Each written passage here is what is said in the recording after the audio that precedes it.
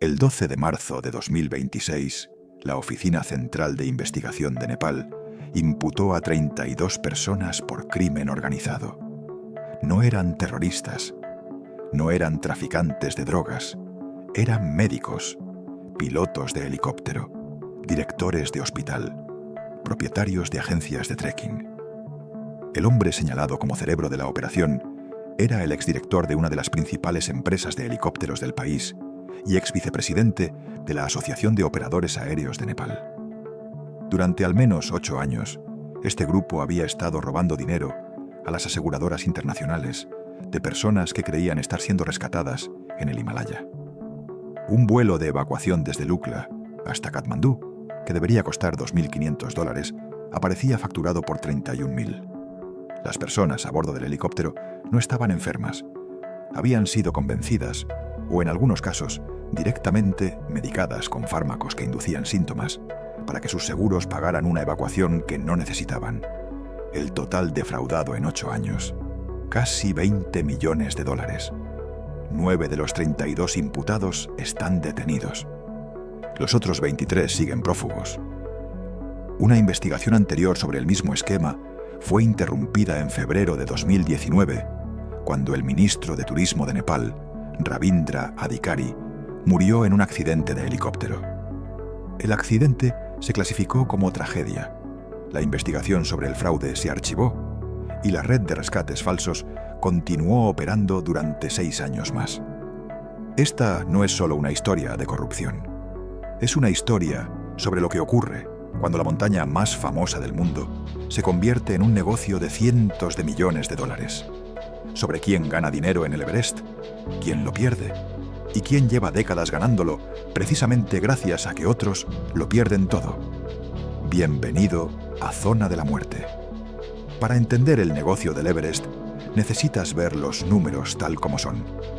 No como te los presentan los documentales de aventura, sino como aparecen en las hojas de cálculo de los operadores, en los presupuestos del gobierno de Nepal y en las facturas que los escaladores reciben semanas antes de partir hacia el Himalaya. El primer número es el más conocido. Desde septiembre de 2025, el permiso de escalada al Everest emitido por el gobierno de Nepal cuesta $15.000 por persona. Hasta esa fecha costaba $11.000. El aumento fue del 36%. Nepal lo justificó como parte de una estrategia de turismo sostenible de alta gama. Lo que significa en la práctica es que el activo más valioso del sistema, el derecho legal a intentar llegar a la cima, tiene ahora un precio de entrada que supera el ingreso anual medio de Nepal, multiplicado por 10. Pero el permiso es solo el principio. En 2026, cualquier escalador que suba por la ruta sur nepalí tiene que pagar además $600 al Sagarmatha Pollution Control Committee por el derecho a cruzar el Khumbu Icefall, la sección más peligrosa de la ruta, donde los glaciares se mueven más de 1 metro al día y donde en 2014 murieron 16 sherpas aplastados por un serac de 14.300 toneladas. Otros $200 van al Expedition Operators Association of Nepal por el fijado de cuerdas desde el campo 2 hasta la cumbre, el sistema de cuerdas fijas que convierte una escalada técnica de élite en algo que, en condiciones favorables, puede hacer alguien con experiencia intermedia. Y hay un depósito de gestión de residuos que a partir de esta temporada deja de ser reembolsable. Antes de que hayas contratado ni un sherpa, ni un cocinero de campo base, ni una tienda de campaña, ni un litro de oxígeno, ya llevas gastados $15.800 solo en derechos y tasas. Lo que viene después depende de cuánto dinero tienes. El precio mediano de una expedición completa con operador local nepalí en 2026 es $45.250. Con operador internacional, con guía Sherpa, $54.000. Con operador internacional con guía occidental certificado IFMGA, $76.000. En el extremo superior del mercado, los operadores de lujo cobran entre $150.000 y $300.000, por lo que Alan Arnett, el mayor cronista de la historia del Everest, describe sin ironía como expediciones para personas que tienen más dinero que tiempo. Algunos de esos paquetes incluyen chef personal en campo base, tienda climatizada con zona de masajes, satélite de comunicación dedicado, helicóptero de evacuación privado en stand-by y coordinación de comunicaciones con los principales medios internacionales para el momento de la cumbre. Y en el otro extremo, el precio mínimo real para una expedición que cumpla todos los requisitos legales en 2026 es aproximadamente $30.000. Un escalador que pague $30.000 y otro que pague $300.000 pueden encontrarse en la misma cola fija en el Hillary Step, en la misma jornada de cumbre. Uno tiene un equipo de 5 sherpas de apoyo, oxígeno ilimitado y un médico en campo base. El otro tiene un sherpa compartido y 4 botellas de oxígeno con el contador en marcha desde que salió del campo 4. En la montaña, el dinero compra tiempo. Y en la zona de muerte, el tiempo es oxígeno. Y el oxígeno es vida. Cuando un escalador paga $50.000 por una expedición al Everest, ese dinero no llega a ningún destino único. Se fragmenta a través de un ecosistema complejo de operadores, agentes, proveedores, instituciones gubernamentales y contratistas independientes que han construido sus modelos de negocio alrededor de la permanencia del Everest como producto comercial. Nepal es el primer beneficiario. El gobierno recaudó, en 2024, casi $4.5 millones solo en permisos del Everest y cerca de 6 millones en permisos de escalada en total para todos sus picos. Con el aumento al precio de $15.000 y la previsión de entre 850 y 900 personas intentando la cumbre en 2026, los ingresos por permisos del Everest esta temporada pueden superar los $12 millones en un solo ciclo de 2 meses. Ese dinero va al Ministerio de Turismo. Parte de él, una fracción que varía según el ciclo político y presupuestario, se destina a infraestructura en la región del Khumbu, a los servicios médicos de campo base y al fondo de seguros de los trabajadores de alta montaña. La parte que no se destina a eso permanece en las cuentas del ministerio. Los operadores de expedición son el segundo nodo del ecosistema. Una compañía como Seven Summit Treks, uno de los mayores operadores locales de Nepal, puede gestionar en una sola temporada entre 50 y 100 expediciones simultáneas al Everest y a otras montañas del Himalaya. El margen de beneficio de un operador local eficiente en una expedición mediana es difícil de auditar porque la estructura de costos incluye salarios, equipamiento, logística y gastos variables que dependen de condiciones que cambian cada día.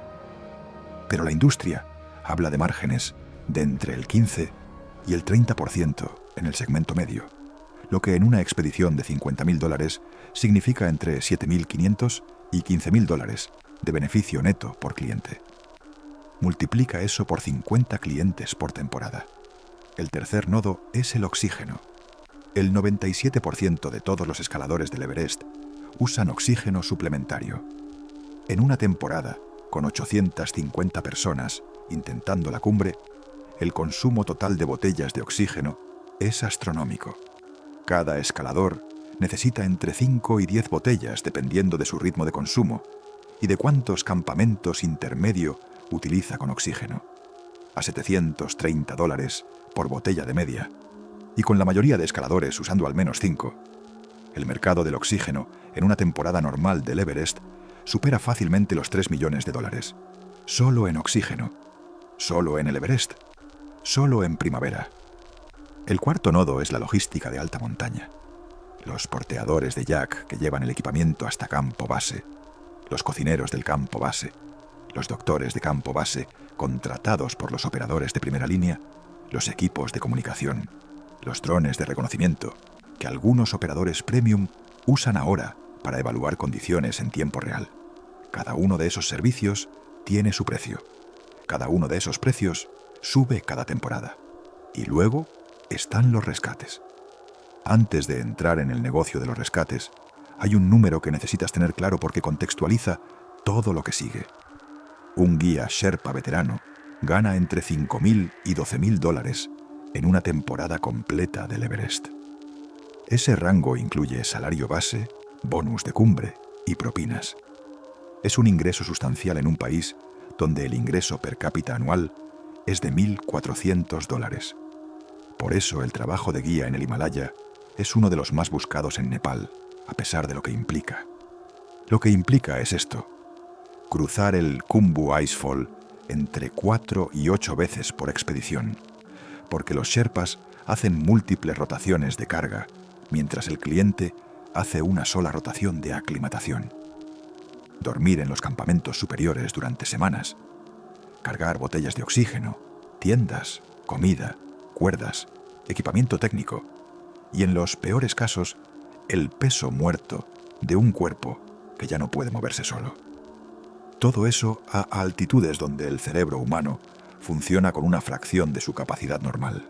El 18 de abril de 2014, a las 6:45 de la mañana, un serac del Khumbu Icefall, del tamaño de un edificio de 10 plantas, colapsó sobre un grupo de sherpas que estaban trasladando equipamiento hacia los campamentos superiores. Murieron 16. Fue el accidente más mortífero en la historia del Everest hasta esa fecha.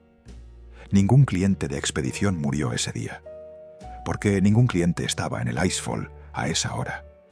Los clientes cruzan el Icefall más tarde, en la ventana de menor riesgo del día. Los Sherpas cruzan primero para tener todo preparado. La temporada de 2014 fue cancelada. Las empresas de expedición perdieron ingresos. Los Sherpas perdieron compañeros. Después de ese accidente, las presiones sindicales y la cobertura internacional forzaron una mejora relativa de las condiciones. Seguros de vida más altos, salarios mínimos regulados, la introducción gradual de la certificación IFMG a paraguías de alta montaña. Las mejoras son reales, pero la estructura de fondo no ha cambiado. El ecosistema del Everest extrae el valor de la exposición física de los Sherpas y lo transforma en el producto que los clientes compran. Cuando un operador de presupuesto cobra $30.000 por llevar a un cliente a la cumbre y paga a sus Sherpas $4.000 por la temporada completa, la aritmética del riesgo es transparente. La persona que carga el oxígeno, que fija las cuerdas en la noche previa al ataque a la cumbre, que saca al cliente de la zona de muerte cuando el cliente ya no puede moverse solo, cobra $4.000. El cliente que recibe ese servicio ha pagado $30.000. La diferencia entre esos dos números es el precio de la vida humana en el Himalaya. No como metáfora, como aritmética de mercado. Durante décadas, el sistema de rescate en el Himalaya se presentó como uno de los pilares de seguridad que hacía posible que el Everest fuera accesible a escaladores no profesionales. Si algo salía mal, existía un ecosistema de respuesta, helicópteros de rescate disponibles en Lukla y en Katmandú, hospitales especializados en Katmandú equipados para tratar patologías de altitud, agencias de trekking con protocolos de emergencia y coordinadores de campo base con comunicación directa con los principales proveedores de rescate. Los operadores vendían ese sistema como parte del precio de la expedición. La tranquilidad de saber que si tu cuerpo fallaba a 7.000 metros, alguien vendría a buscarte. La red era real. Los helicópteros existían. Los hospitales existían. Lo que nadie fuera del sistema sabía era que una parte significativa de esa red llevaba al menos 8 años operando como empresa criminal. La estructura del fraude que la Oficina Central de Investigación de Nepal desmanteló en marzo de 2026 funcionaba así. Un guía de trekking contactaba a un turista extranjero que había tenido una molestia menor, fatiga, dolor de cabeza, un esguince leve, durante su visita al Himalaya. El guía sugería que la situación requería evacuación médica y le ayudaba a contactar con la aseguradora. La aseguradora autorizaba el vuelo. El helicóptero llegaba. El turista era trasladado a uno de los hospitales implicados en Katmandú. El hospital emitía un diagnóstico que justificaba la gravedad de la evacuación. La aseguradora recibía una factura. Un vuelo que debería costar $2.500 aparecía facturado por $31.000. La diferencia se distribuía entre el hospital, la empresa de helicópteros y la agencia de trekking, según una estructura de comisiones documentada en los archivos del caso. Entre el 20 y el 25% para la agencia de trekking, entre el 20 y el 25% para la empresa de helicópteros, el resto para el hospital y los intermediarios. En algunos casos, el esquema era más agresivo. Los guías inducían síntomas en los turistas mediante fármacos. 9 médicos declararon ante la policía que sus firmas en informes médicos habían sido falsificadas. Un auxiliar administrativo del hospital Shridi confesó haber usado su propia radiografía torácica para justificar un diagnóstico de un turista extranjero que no había sido radiografiado. La empresa Mountain Rescue Service realizó 171 rescates completamente fraudulentos de un total de 1.248 vuelos, reclamando más de $10 millones a las aseguradoras. La empresa Nepal Charter Service ejecutó 75 rescates falsos de 471 vuelos, reclamando 8.2 millones. El Hospital Era International recibió depósitos vinculados a estas operaciones por más de $15 millones. El total en 8 años, casi $20 millones robados al sistema de seguros internacional, un sistema que los escaladores del Everest compraban convencidos de que los cubría si algo salía mal.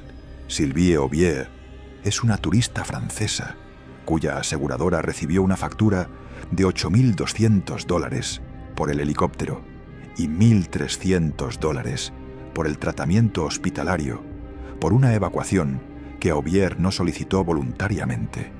Su caso es uno de los documentados en el expediente judicial. No es el único. Entre 2022 y 2025, los investigadores identificaron 4.782 pacientes extranjeros tratados en los hospitales implicados. La estimación de Traveler Assist, la empresa de asistencia a viajeros, que fue la primera en documentar el fraude en 2018, era que aproximadamente el 35% de todas las evacuaciones en helicóptero en Nepal en esa época eran fraudulentas. El 35%. De cada 3 evacuaciones en helicóptero en el Himalaya en esos años, una era falsa. Y la investigación que podía haberlo parado en 2018 se interrumpió en 2019 porque el ministro de Turismo de Nepal murió en un accidente de helicóptero. Ravindra Adhikari tenía 43 años. Investigar a las empresas de helicópteros más grandes de Nepal era su proyecto político más visible. El accidente se clasificó como tragedia aérea. Hubo investigación. No hubo cargos. La red de rescates falsos continuó operando. En este momento, mientras escuchas esto, el campo base del Everest en Nepal está operativo y lleno. Las proyecciones para la temporada de 2026 son históricas en todos los sentidos posibles. China cerró la vertiente norte del Everest para toda la temporada de primavera sin explicación oficial. Las 125 o más personas que habrían intentado la cumbre desde Tíbet están ahora en la cola de Nepal. A esto se añade el efecto de la ley de los 7.000 metros, aprobada por la Cámara Alta del Parlamento el 14 de febrero, pero todavía en proceso legislativo en la Cámara Baja, que ha generado exactamente la carrera que intentaba evitar. Escaladores menos experimentados corriendo a conseguir su permiso antes de que el requisito de experiencia previa entre en vigor. El resultado es una temporada con entre 850 y 900 personas intentando la cumbre desde la ruta sur nepalí, la mayor concentración humana en la historia del alpinismo en un solo corredor de montaña. Los ingresos del gobierno de Nepal por permisos de Everest esta temporada, con $15.000 por cabeza y 900 personas, superarán los $13,5 millones en 2 meses, de una sola montaña. Sin contar los impuestos sobre los servicios de los operadores, las tasas aeroportuarias del UCLA, los permisos del Parque Nacional, ni la contribución fiscal del ecosistema de trekking que rodea al Everest. Los operadores de expedición facturarán en conjunto varios centenares de millones de dólares entre permisos, logística, equipamiento, guiado y servicios premium. Las empresas de helicópteros, incluyendo las imputadas por el fraude y las que no lo están, facturarán decenas de millones por vuelos de aproximación, reposición de material en campamentos superiores y, cuando sea necesario, evacuaciones reales. Y los sherpas que hacen posible todo esto ganarán entre $4,000 y $12,000 cada uno por una temporada, en la que cruzarán el Icefall más veces que ningún cliente, dormirán más noches en los campamentos altos y tendrán estadísticamente más probabilidades de morir en la montaña que los alpinistas occidentales a los que guían. Porque en el Everest, igual que en todos los sectores donde el riesgo y el dinero coexisten en las mismas proporciones, la regla no escrita es siempre la misma. Quien más arriesga cobra menos, quien menos arriesga cobra más, y quien gestiona el sistema en el que los demás arriesgan es quien controla el negocio. En 2026, ese negocio está en su momento de mayor escala histórica. Hay una pregunta que la industria del Everest no hace en sus catálogos, en sus páginas web, con fotos de cumbres doradas, ni en los testimonios de clientes satisfechos que decoran las páginas de reserva de los grandes operadores. La pregunta es esta: ¿cuánto vale tu vida en el Himalaya? No en sentido filosófico, en sentido contractual. Porque cuando firmas los documentos de una expedición al Everest, independientemente de si pagaste $30.000 o $300.000, firmas también una exoneración de responsabilidad. El operador no es el responsable de las condiciones meteorológicas, no es el responsable de las decisiones que tomes en la zona de muerte, no es el responsable de lo que ocurra por encima de cierta altitud si el guía ya no puede acompañarte. Y en muchos casos, no es responsable de lo que ocurra si el servicio de rescate al que estás vinculado, a través de tu seguro, resultó ser parte de una red de fraude durante los últimos 8 años. En 2019, un americano de 55 años llegó a la cumbre del Everest y murió durante el descenso. Había pagado una cantidad significativa por estar ahí. Su guía lo acompañó hasta el límite de sus propias posibilidades. La montaña no devolvió más exitosa incluso que la montaña misma, que lleva décadas matando gente sin que eso haya reducido ni una sola solicitud de permiso. El negocio del Everest genera cientos de millones de dólares cada año.